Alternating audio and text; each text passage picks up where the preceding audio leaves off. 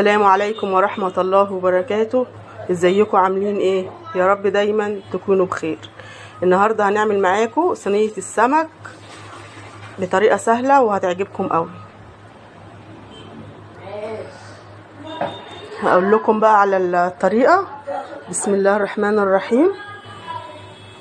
معايا سمك مكاريل، غسلته الاول ونقعته بخل وليمون ونضفناه وخليناه زي الفل.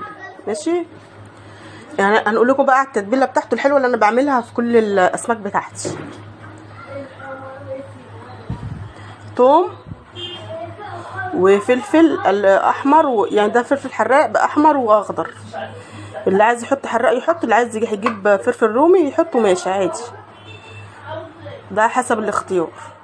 وليمون هنعصره طبعا، ده التتبيله، وكمون وكزبره وفلفل اسمر وشطه وملح وخل طبعا، دولت للتتبيله. لكن بقيه المكونات ديت هقول لكم عليها بعدين للصينيه. هعصر الليمون وهفرم الثوم والحاجات ديت والتوابل واحطها على بعضها وبعدين ارجع لكم. اهي التتبيله الحلوه اللي احنا بنعملها على طول، فرمناها اهي. هنتبل بقى السمك الاول. هنتبل بقى السمك بسم الله الرحمن الرحيم على طول زي ما انا بتبله معاكم. الطريقه دي جميله والتتبيله بتبقى تحفه بسم الله ما شاء الله، يعني بتخلي الطعم حكايه. بسم الله الرحمن الرحيم.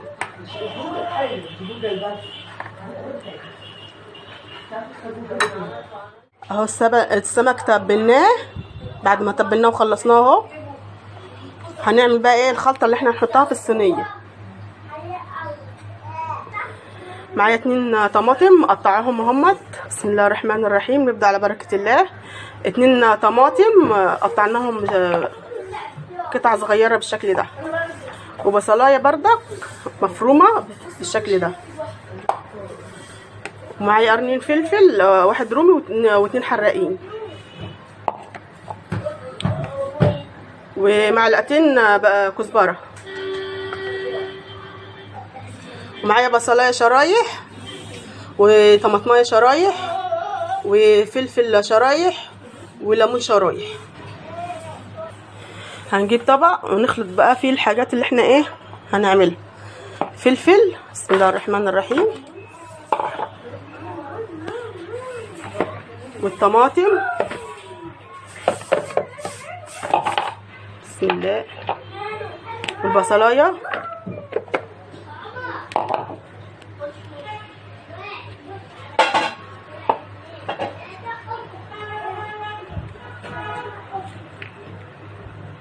واحط حبه كزبره والباقي هحطه على الوش.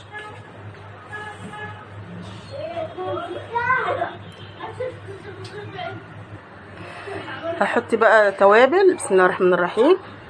نص معلقه صغيره كمون وكزبره وفلفل اسمر، وربع معلقه صغيره من الملح عشان احنا حاطين ملح في التتبيله. نخلط ده كله واحط لهم عصره ليمون زي السلطه كده. بسم الله الرحمن الرحيم. نجيب صينيه واحط في البصل الشرايح من تحت شويه بردك كده،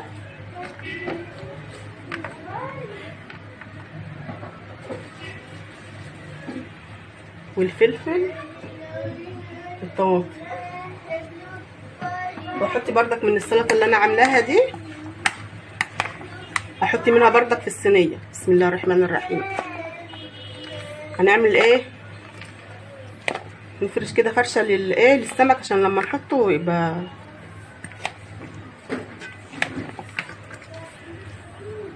عشان ما يلزقش معانا. نحط طبقه كده عشان ما يلزقش معانا بس كده اهوت. حطينا طبقه من تحت في الصينيه علشان ايه السمك ما يلزقش. هنحط بقى ايه السمك نرصه بالشكل الرحمن الرحيم اهوت. نرص السمك بالشكل ده. جربوا الطريقه دي هيعجبكم قوي.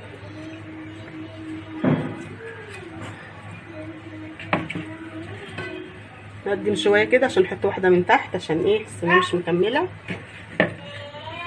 اهو. هفتح بقى السمكايه واحط الحشو ده من جوه اللي احنا عاملينه، اللي هي السلطه اللي احنا عملناها دلوقتي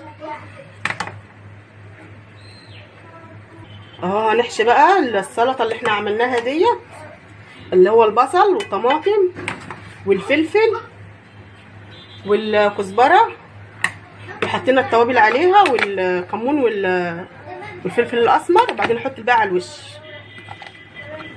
حشينا كله اهو، حشينا من جوه ومن بره وكله، والباقي كله هحطه على الوش.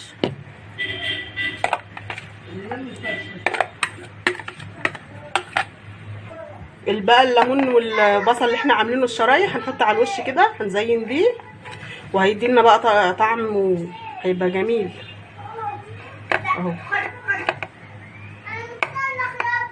البصل والليمون والطماطم والفلفل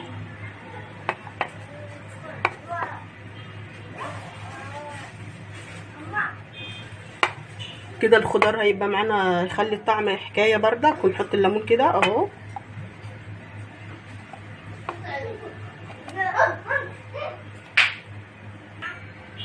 اهو رسينا كل الخضار، شرايح الليمون وشرايح الفلفل، ونحط بقى الكزبره. الكزبره دي هتديكي طعم، هيبقى طعمه تحفه. بسم الله الرحمن الرحيم.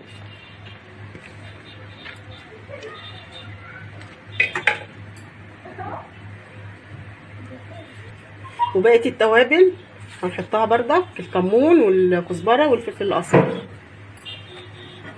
اهو، عشان الخضار بردك يتبل اهو. عصير الليمون، بسم الله الرحمن الرحيم.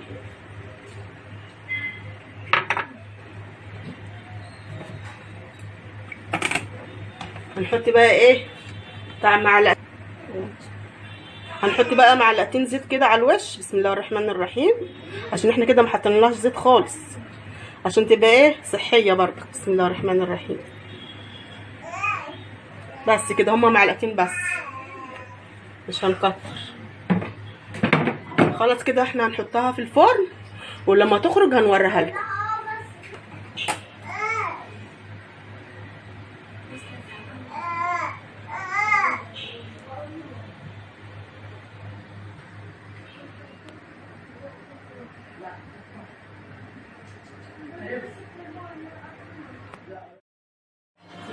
اهي صينيه بعد ما خرجت من الفرن، بصوا جميله ازاي، تحفه وطعمها جميل طبعا. جربوها بالطريقه دي هتعجبكم قوي. تعملوا جنبها حبه رز صياديه كده او رز ابيض. الخضار بردك دوت يتاكل عليها، طعمه حلو وجميله جدا، هتعجبكم. جربوها بالطريقه ديت تحفه. يلا بقى اعملوا لي لايك وشير وفعلوا الجرس عشان ينزلكم كل جديد. السلام عليكم ورحمه الله وبركاته. اسيبكم في رعايه الله.